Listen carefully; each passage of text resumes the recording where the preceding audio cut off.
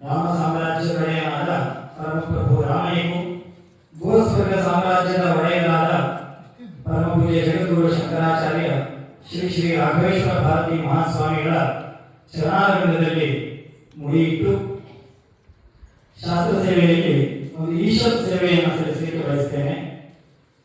ವೇದೋ ನಿತ್ಯಮಧೀಯತಾಂ ತದುನಿತಂ ಕರ್ಮ ಸ್ಮರ್ಚೀಯತಾಂ ತೇನೇಶಸ್ಯ ವಿಧೀಯತಾಂ ಅಪರಿಷ್ಕಾಮ್ಯೇ ಮತಿಸ್ತ್ಯಜ್ಯತಾಂ ಪಾಪೌಘಃ ಪರಿಧೂಯತಾಂ ಭವಸುಖೇ ದೋಷೋನುಸಂಧೀಯತಾಂ ಆತ್ಮೇಚ್ಛಾ ವ್ಯವಸೀಯತಾಂ ನಿಜಗ್ರಹ ದೂರಂ ನಿರ್ಗಮ್ಯತಾಂ ಎಂಬುದಾಗಿ ಶ್ರೀಮದ್ ಭಗವತ್ಪಾದಾಚಾರ್ಯರು ನಮ್ಮೆಲ್ಲರಿಗೂ ಅಪ್ಪಣೆಯನ್ನು ಕೊಡಿಸಿದ್ದಾರೆ. ವೇದೋ ನಿತ್ಯಮಧೀಯತಾಂ ಎಂಬುದಾಗಿ ಎಲ್ಲ ಶಾಸ್ತ್ರಗಳ, ಎಲ್ಲ ಕಾವ್ಯಗಳ, ಎಲ್ಲ ಸಾಹಿತ್ಯಗಳ, ಎಲ್ಲ ವಾಂಗ್ಮಯಗಳ ಮೂಲ ವೇದ. ನಾವೆಲ್ಲರೂ ಸಹ ಕೃಷಿ ಪರಂಪರೆಯು ಹೆಚ್ಚಿನವರು ಇದ್ದೇವೆ, ಆದರೆ ನಮ್ಮ ಮೂಲ ಋಷಿ ಪರಂಪರೆಗಳನ್ನ ಮರೆತಿದ್ದೇವೆ. ಈ ಕೃಷಿ ಪರಂಪರೆ ಮತ್ತು ಋಷಿ ಪರಂಪರೆ ಅನ್ಯೋನ್ಯವಾದದ್ದು. ನಾವು ಪ್ರತಿನಿತ್ಯ ಶ್ರೀಮತಿ ಶಾಖಾ ಬೋಧಾಯನ ಸೂತ್ರಾನ್ವೇದ ಎಂಬುದಾಗಿ ಅಭಿವಾದನೆಯನ್ನು ಮಾಡ್ತೇವೆ. ಆದರೆ ಇದು ಶಾಖೆ ಎಂದರೇನು, ಬೋಧಾಯನ ಸೂತ್ರವೆಂದರೇನು ಎಂಬುದನ್ನು ತಿಳ್ಕೊಳ್ಳುವ ಪ್ರಯತ್ನ ಬಹಳ ಕಮ್ಮಿಯಾಗಿದೆ. 4 ವೇದಗಳು ನಿಮಗೆಲ್ಲ ಗೊತ್ತಿರುವಂತದ್ದು. ಒಂದೊಂದು ವೇದ ಅಗಾಧತೆ ಎಷ್ಟಿತ್ತು ಅಂತಂದ್ರೆ ಋಗ್ವೇದ 1ರಲ್ಲಿ 21 ಶಾಖೆಗಳಿದ್ದವಂತೆ. ಈಗ ಕೇವಲ 2 ಶಾಖೆಗಳು ಮಾತ್ರ ಉಳಿದಿವೆ, ಶಾಖ ಮತ್ತು ಕಾಶ್ಮೀರ ಎಂಬುದಾಗಿ. ಯಜುರ್ವೇದದಲ್ಲಿ ಏಕಶತಮಧ್ವರಿ ಶಾಖಾ ಎಂಬುದಾಗಿ ಪತಂಜಲಿಯವರು ಮಹಾರಾಷ್ಟ್ರ ಹೇಳುವಂಥದ್ದು. 101 ಶಾಖೆಗಳು ನಮ್ಮ ಯಜುರ್ವೇದದಲ್ಲಿ ಇತ್ತು ಎಂಬುದಾಗಿ. ಆದರೆ ಇವತ್ತು ಅಧ್ಯಯನ ಮಾಡುತ್ತಿರುವಂಥದ್ದು ಕೇವಲ 6 ಶಾಖೆಗಳು. ಅದರಲ್ಲೂ ತೈತ್ರಿಯ ಸಂಹಿತೆ ಅಥವಾ ತೈತ್ರಿಯ ಶಾಖೆ ಮಾತ್ರ ಸ್ವಲ್ಪ ಪ್ರಚುರವಾಗಿರುವಂಥದ್ದು. ಅದೇ ರೀತಿ ಸಹಸ್ರವರ್ತ್ಮ ಸಾಮ ಎಂಬುದಾಗಿ ಕರೀತಾರೆ. ಸಾಮಯುಗದಲ್ಲಿ 1000 ಶಾಖೆಗಳಿದ್ದಂತೆ ಇವತ್ತು ಕೇವಲ 3 ಶಾಖೆಗಳು ಮಾತ್ರ ಪ್ರಚಲಿತದಲ್ಲಿರುವಂಥದ್ದು. ಅದೇ ರೀತಿ ಅಥರ್ವದಲ್ಲಿ 7 ಶಾಖೆಗಳಿದ್ದು ಇವತ್ತು ಅಧ್ಯಯನ ಪರಂಪರೆಯಲ್ಲಿ ಕೇವಲ 2 ಶಾಖೆಗಳು ಮಾತ್ರ ಇದೆ. ಇಷ್ಟೊಂದು ಖಿಲವಾಗಿದೆ. ವೇದೋಖಿಲೋ ಧರ್ಮಂ ಎಂಬುದಾಗಿ ಕರೀತೇವೆ. ಅಖಿಲ ಧರ್ಮಕ್ಕೆ ಮೂಲ ಯಾವಪ್ಪ ಅಂದ್ರೆ ವೇದವೇ. ಆದರೆ ವೇದವೇ ಖಿಲವಾಗಿ ಹೋಗಿದೆ ಅಂದ್ರೆ ಅಧ್ಯಯನ ಪರಂಪರೆಯ ಅಧ್ಯಯನ ಆಸಕ್ತಿಯ ಕೊರತೆ ಇದಕ್ಕೆ ಕಾರಣ. ಯಾಕೆ ವೇದವನ್ನು ಓದಬೇಕು, ವೇದವನ್ನು ಓದಿದ್ರೆ ಏನು ಪ್ರಯೋಜನ ಎಂಬುದಾಗಿ ಪ್ರಶ್ನೆಯನ್ನ ಈಗಲ್ಲ, ಬಹಳ ಹಿಂದೆ 1000 ವರ್ಷಗಳ ಹಿಂದೆ ಕೇಳಿದ್ದಾರೆ. ಅದಕ್ಕೆ ಅನುಶಾಸನ ಇದೆ. ಬ್ರಾಹ್ಮಣೇನ ನಿಷ್ಕಾರಣ ಷಡಂಗೋ ವೇದೋ ಅಧ್ಯಯೋ ಜ್ಞೇಯಶ್ಚ ಎಂಬುದಾಗಿ ಆದೇಶವಿದೆ. ವೇದಾಧ್ಯಯನ ಅಧಿಕಾರವುಳ್ಳವರೆಲ್ಲರೂ ಕೂಡ ವೇದವನ್ನು ಓದಲೇಬೇಕು. ಅದಕ್ಕೆ ಕಾರಣ ಕೇಳಲೇಬಾರದು. ಕಾರಣವನ್ನು ಕೇಳದೆ ಷಡಂಗವಾದ ವೇದವನ್ನು ಓದಬೇಕು ಎಂಬುದಾಗಿ. ಯಾಕೆ ಓದಬೇಕು ಅಂತಂದ್ರೆ ವೇದ ಶಬ್ದ ಅರ್ಥವೇ ಜ್ಞಾನ.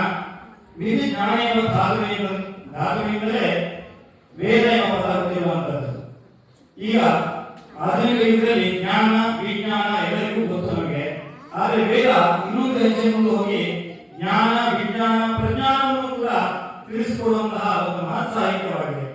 ಜ್ಞಾನ ಎಂದರೆ ಎಲ್ಲರಿಗೂ ನಮಗೆ ಬೇಕಾಗಿರುವ ಈ ಆಧುನಿಕ ಕಾಲದಲ್ಲಿ ಸಾಮಾನ್ಯ ವ್ಯವಹಾರ ತಿಳುವಳಿಕೆ ಆಗಿದೆ. ವಿಜ್ಞಾನ ಅಂದರೆ ಕಾರ್ಯಕಾರಣ ಸಂಬಂಧಗಳನ್ನ ತಿಳಿಸುವಂತಹ ವಿಶಿಷ್ಟವಾದ ಜ್ಞಾನ. ಅದನ್ನು ಮೀರುವಂತಹ ಜ್ಞಾನ ಎಲ್ಲಿ ಬೇಕು, ಎಲ್ಲಿ ಸಿಗಬೇಕು ಅಂತಂದ್ರೆ ಅದು ವೇದಾಧ್ಯಯನ ಸಿಗುತ್ತೆ. ಅದನ್ನ ಪ್ರಜ್ಞಾನ ಎಂದು ಕರೀತಾರೆ. ಪ್ರಜ್ಞಾನ ಬ್ರಹ್ಮ ಎಂಬುದಾಗಿರ್ತಂದ್ರೆ ಪ್ರಕೃಷ್ಟವಾದಂತಹ ಜ್ಞಾನ. ಇವತ್ತಿನ ವಿಜ್ಞಾನ ಏನನ್ನು ತಿಳಿಸುತ್ತಂದ್ರೆ ಕಣ್ಣಿಗೆ ಕಾಣುವಂತಹ ನಮ್ಮ ಪಂಚ ಜ್ಞಾನೇಂದ್ರಿಯಗಳಿಗೆ ಗೋಚರವಾಗುವಂತಹ ವಿಚಾರವನ್ನು ಮಾತ್ರ ತಿಳಿಸುವಂತಹ ಸಾಮರ್ಥ್ಯವನ್ನು ಹೊಂದಿತ್ತು. ಆದರೆ ಜ್ಞಾನೇಂದ್ರಿಯಗಳಿಗೆ ಅತೀತವಾದಂತಹ ಬ್ರಹ್ಮಜ್ಞಾನ ಒದಗಿಸುವಂಥದ್ದು ವೇದ. ಅದನ್ನು ಪ್ರಜ್ಞಾನ ಎಂಬುದಾಗಿ ಕರೀತಾರೆ. ಇಂತಹ ವೇದಾಧ್ಯಯನವನ್ನ ಮಾಡುವುದರಿಂದ ಏನಪ್ಪ ಪ್ರಯೋಜನ? ಇವತ್ತಿನ ಕಾಲಕ್ಕೆ ವಿಜ್ಞಾನ ಎಂಬಂತಹ ವಿಷಯ, ಜ್ಞಾನ, ವಿಜ್ಞಾನ, ಪ್ರಜ್ಞಾನ ಬಹಳ ವಿಸ್ತಾರವಾದ ವಿಷಯ. ಕೇವಲ ವಿಜ್ಞಾನದ ಒಂದು ವಿಷಯ ಮಾತ್ರ ನಾವು ಸ್ವಲ್ಪ ವೇದ ಮತ್ತು ವಿಜ್ಞಾನ ಎಂಬುದನ್ನು ಸ್ವಲ್ಪ ನೋಡಿದ್ರೆ ವೇದದಲ್ಲಿ ಏನುಂಟು ಏನಿಲ್ಲ ಅಂತ ನಾವು ಹೇಳ್ಬೋದು. ನಮಗೆ ಅದನ್ನ ಇವತ್ತಿನ ಭಾಷೆಯಲ್ಲಿ ಡಿಕೋಡಿ ಮಾಡಲಿಕ್ಕೆ ಗೊತ್ತಾಗ್ತಾ ಇದೆ. ಅಲ್ಲಿರುವಂತಹ ಗೂಢ ತತ್ವವನ್ನ ಅರ್ಥ ಮಾಡಿಕೊಳ್ಳಿಕ್ಕೆ ನಮ್ಗೆ ಗೊತ್ತಾಗ್ತಾ ಇಲ್ಲ.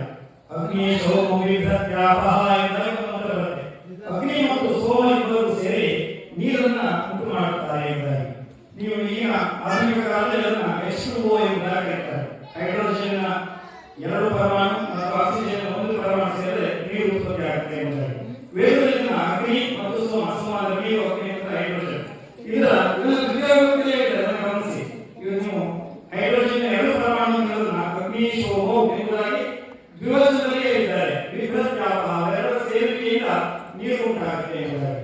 ಇವತ್ತಿನ ಅಜ್ಞಾನಿಗಳು ನೀರು ಎಷ್ಟು ಅಂದರೆ ಒಂದೇ ರೀತಿಯಾಗಿ ಹೇಳ್ತಾರೆ. ಬಣ್ಣವಿಲ್ಲದ, ರುಚಿ ಇಲ್ಲದ, ರೂಪವಿಲ್ಲದಂತಹ ಒಂದು ವಸ್ತು ನೀರು ಎಂಬುದಾಗಿ ಹೇಳ್ತಾರೆ. ಆದರೆ ಇದನ್ನ ನಮ್ಮ ವೇದದಲ್ಲಿ 5 ವಿಧವಾದಂತಹ ನೀರನ್ನು ಹೇಳ್ತಾರೆ. 5 ವಿಧವಾದಂತಹ ಬೇರೆ ಬೇರೆ ನೀರು ಇದೆ ಎಂಬುದಾಗಿ. ಆದರೆ ಇವತ್ತು ನಾವು ಅದನ್ನ ಯಾಶ್ಚನದಿ, ಯಾಶ್ಚನಾದ್ಯ, ಯಾಶ್ಚಸಮುದ್ರ್ಯ, ಯಾಶ್ಚಗುಪ್ಯ ಎಂಬುದಾಗಿ ಬಾವಿಯ ನೀರು, ನದಿಯ ನೀರು, ಸಮುದ್ರದ ನೀರು ಎಲ್ಲವೂ ಕೂಡ ಬೇರೆ ಬೇರೆ ವ್ಯತ್ಯಾಸ ಇದೆ, ಒಂದೇ ನೀರಲ್ಲ. ಅದೇ ರೀತಿ ಪುರಾಣಗಳು, ಕಾವ್ಯಗಳು ಕೂಡ ನೀರಿನ ವಿಧಾನ ಹೇಳಿದ್ದಾರೆ. ಈ ರೀತಿ ಪರಿಸರಕ್ಕೆ ಸಂಬಂಧಪಟ್ಟ ಕೇವಲ ನೀರಿಗೆ ಸಂಬಂಧಪಟ್ಟ ಯಾವುದೇ ಬೇರೆ ಸೂಕ್ತಗಳಿವೆ.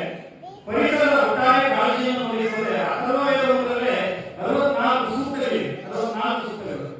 ನಾವು ಈ ಗೋಸೂತ್ರವನ್ನು ಕಟ್ಟಬೇಕಿದ್ರೆ ನಮ್ಮ ಗುರುಗಳಿಗೆ ಹೇಳಿದಂತಹ ಒಂದು ಮಾತು, ಗೋಸೂತ್ರದ ನಿಜವಾದ ಅರ್ಥವನ್ನು ನಾವು ಇಲ್ಲಿ ಸಾಕಾರಗೊಳಿಸಬೇಕು ಎಂಬುದಾಗಿ.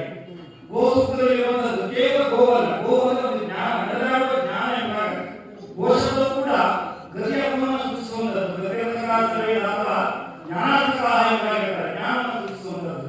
ಈ ರೀತಿ ವಿಜ್ಞಾನದಲ್ಲಿ, ವೇದದಲ್ಲಿ ವಿಜ್ಞಾನ ಹಲವಾರು ವಿಷಯಗಳಿದೆ, ಗಣಿತ ಇದೆ. ನಾವು ಈ ಬೋಧಾಯನ ಎಂಬುದಾಗಿ ನಮ್ಮ ಸೂತ್ರಕಾರರು ಬೋಧಾಯನ ಶುಲ್ಕ ಸೂತ್ರ ಇದೆ, ಅದನ್ನು ಸ್ವಲ್ಪ ನೋಡಿದ್ರೆ ಸಾಕು. ಯಜ್ಞವೇದಿ ನಿರ್ಮಾಣ, ಯಾಗಕುಂಡ ನಿರ್ಮಾಣ ಇತ್ಯಾದಿಗಳೆಲ್ಲ ಇದೆ. ಯಾವ ಕೈಗಾರಿಕಾ ವ್ಯವಸ್ಥೆಯನ್ನು ಓದಲಿಕ್ಕೆ ಮೊದಲೇ ಎಲ್ಲ ನಮ್ಮ ದೇಶದ ಕೈಗಾರಿಕಾ ರೀತಿ ಎಂಬುದರಿಂದ ಗೊತ್ತಾಗುತ್ತೆ. ಆದರೆ ಹಿತ್ತಲಗಳ ಮೊದಲ ಎಂಬ ರೀತಿಯಲ್ಲಿ ನಮ್ಮ ಜ್ಞಾನ ನಮಗೆ ಮುಖ್ಯವಲ್ಲ. ಇದನ್ನೇ ಯಾವ ಹೇಳಿದ್ರೆ ಅದು ಸತ್ಯ ಆಗುತ್ತೆ. ಆದರೆ ನಾವು ಇನ್ನಾದರೂ ಕೂಡ ಇದೆಲ್ಲ ನಮ್ಮೆಲ್ಲ ಜ್ಞಾನಕ್ಕೆ, ವಿಜ್ಞಾನಕ್ಕೆ, ವಿಜ್ಞಾನಕ್ಕೆ ಆಧಾರಭೂತವಾದಂತಹ ವೇದವನ್ನ ಕಿಂಚಿತ್ತಾದರೂ ಎಲ್ಲರೂ ಕೂಡ ಪೂರ್ಣ ಓದಲಿಕ್ಕೆ ಸಾಧ್ಯ ಇಲ್ಲ. ಬಹಳ ಶ್ರಮಸಾಧ್ಯವಾದಂಥದ್ದು. ವೇದಾಧ್ಯಯನಕ್ಕೆ ಒಂದು ಜೀವನವೇ ಬೇಕು. ಕನಿಷ್ಠ 12 ವರ್ಷ ಒಂದು ಶಾಖೆಯನ್ನು ಓದಲಿಕ್ಕೆ ಬೇಕು ಅಂತ ಆದ್ಮೇಲೆ ಅದನ್ನು ಎಲ್ಲರೂ ಸಾಧ್ಯ ಇಲ್ಲ. ಹಾಗೆ ಏನು ಮಾಡಬಹುದು ಅಂತಂದ್ರೆ ಕೊನೆಯ ಪಕ್ಷ ಕಾಲವಶ ಮಂದಿರಗಳನ್ನು ತೋರಿಸಬೇಕು, ಸಾಧ್ಯವಾದಷ್ಟು ದೂರ ಸಂಹಿತಾಧ್ಯಯನವನ್ನು ಮಾಡಬೇಕು. ಕೊನೆಯ ಪಕ್ಷ ಸಂಧ್ಯಾವಂತಿ ಕಾರ್ಯಕ್ರಮವನ್ನು ಮಾಡಿದ್ರೆ ಅದರ ವೇದ ಅಧ್ಯಯನ ಉಂಟಾಗುತ್ತೆ. ನಾವು ಮುಂದೆ ಏನಾದರೂ ಆಗಲಿ, ವೈದ್ಯರಾಗಲಿ, ಅಧಿಕಾರಿಗಳಾಗಲಿ, ಕಾನೂನು ತಜ್ಞರಾಗಲಿ, ಕೊನೆಯ ಪಕ್ಷ ಸ್ವಲ್ಪ ನಮ್ಮ ಶಾಖೆಯ, ನಮ್ಮ ವಿಭಾಗದ ಮಂತ್ರವನ್ನು ನಾವು ಕಲಿಯಬೇಕು ಎಂಬುದಾಗಿ ಹೇಳಿ ಶಾಸ್ತ್ರಕಾರರು ಹೇಳಿದ್ದಾರೆ. ಕೊನೆಯ ಪಕ್ಷ ಇವತ್ತಿನ ಈ ದೀಪ ಪ್ರಜ್ವಾಲಿತೋ ಜ್ಞಾನಮಯ ಪ್ರದೀಪ ಎಲ್ಲವೂ ಕೂಡ ಜ್ಞಾನಕ್ಕೆ ಒಂದು ನೀಡುವಂತಹ ಭಾರತದ ಪರಂಪರೆ. ಇಂದಿನ ನಂತರವಾದರೂ ಕೂಡ ಸ್ವತಃ ರಾಮಚಂದ್ರನು ಕೂಡ ವೇದ ವಿದ್ಯೆ ಪಡೆ ಮುನ್ಸಿ ಜಾತಿ ದಶರಥಾತ್ಮನೆ ವೇದ ವಿದ್ಯೆ ಎಂಬುದಾಗಿ ಹೇಳ್ತಾರೆ. ನಾವು ವೇದವನ್ನು ಕಲಿಬೇಕಾದ್ರೆ ವೇದದ ಮೂಲಕವಾಗಿ ರಾಮನನ್ನು ತಿಳಿಯಬೇಕು ಅಂತ. ಅದೇ ರೀತಿಯಲ್ಲಿ ಇಲ್ಲಿರುವಂತಹ ಗೋಸೂತ್ರ ಇದೆ. ಆ ಗೋವನ್ನು ಕಾಪಾಡುವಂತಹ ಗೋಪಾಲಕನಿಗೂ ಕೂಡ ವೇದಾನ ಉದ್ಧರಣೆ ವರಿಂದ ಮನೆಯೇ ಎಂಬುದಾಗಿ ಆ ಗೋಪಾಲಕನಂತ ಶ್ರೀಕೃಷ್ಣನು ಕೂಡ ಮೊಟ್ಟಮೊದಲು ಮಾಡಿದ ಕೆಲಸ ವೇದೋದ್ಧಾರ. ಈ ರೀತಿ ಎಲ್ಲರೂ ಕೂಡ ಮನ್ನಣೆಯನ್ನು ಕೊಟ್ಟಿದ್ದಾರೆ. ಅಂದ್ರೆ ನಾವು ಕೂಡ ಕಿಂಚಿತ ಅದನ್ನ ಅಧ್ಯಯನ ಮಾಡಬೇಕು ಅಂತ ಭಾವನೆ ಈ ದೀಪ ನಮ್ಮೊಳಗಿರುವಂತಹ ವೇದವನ್ನ, ವೇದ ಪರಂಪರೆಯ ದೊಡ್ಡ ಭಾರತೀಯ ಪರಂಪರೆಯ ನಮ್ಮೊಳಗಿದ್ದು ಕೂಡ ನಾವು ಯಾವ ಅಂಧಕಾರದಲ್ಲಿದ್ದೇವೋ ಆ ಅಂಧಕಾರ ಅನ್ನುವಂತಹ ಅಜ್ಞಾನವನ್ನ ಇಂತಹ ಮಹಾದೀಪೋತ್ಸವವು ವೇದ ಜ್ಞಾನವನ್ನ, ನಮ್ಮ ಶಾಸ್ತ್ರಜ್ಞಾನವನ್ನ, ನಮ್ಮ ಸಾಹಿತ್ಯ ಜ್ಞಾನವನ್ನ, ನಮ್ಮ ಕಾವ್ಯ ಜ್ಞಾನವನ್ನ ಈ ಮಹಾದೀಪ ಎಂಬುದಾಗಿ ನಾವು ಅದರ ಪ್ರತೀಕ ಎಂಬುದಾಗಿ ಭಾವಿಸಿ ಇನ್ನು ಮುಂದಾದರೂ ಕೂಡ ಸ್ವಲ್ಪನಾದರೂ ವೇದ ಶಾಸ್ತ್ರ ಅಧ್ಯಯನವನ್ನು ಮಾಡಿ ಶ್ರೀ ಗುರುಗಳ ಮಹಾರಾಜನ ಜೊತೆಗೆ ಶ್ರೀ ಕಲಿಯಲಿಕ್ಕೆ ಪ್ರಯತ್ನಿಸೋಣ ಎಂಬ ಹೇಳ್ತಾ ಶಾಸ್ತ್ರೀಯವಾದ ಕೆಲವು ವಿಚಾರಗಳನ್ನ ಲೌಕಿಕ ಮಾರ್ಗದಲ್ಲಿ ಹೇಳುವಂತಹ ಸಂದರ್ಭ ಒಳಗೆ ಬಂದಿದ್ದರಿಂದ ಇದೊಂದು ನನ್ನ ಸೌಭಾಗ್ಯವೇ ಸರಿಯಾಗಿ ಹೇಳ್ತಾ ನನ್ನ ಈ ಶಾಸ್ತ್ರದ ವಿಚಾರವನ್ನು ಶ್ರೀ ಪರಮಾತ್ಮನ ಸನ್ನಿಧಾನದಲ್ಲಿ ಸಮರ್ಪಿಸಿ ವಿರಾಮವನ್ನ ಹೇಳಿದೆ.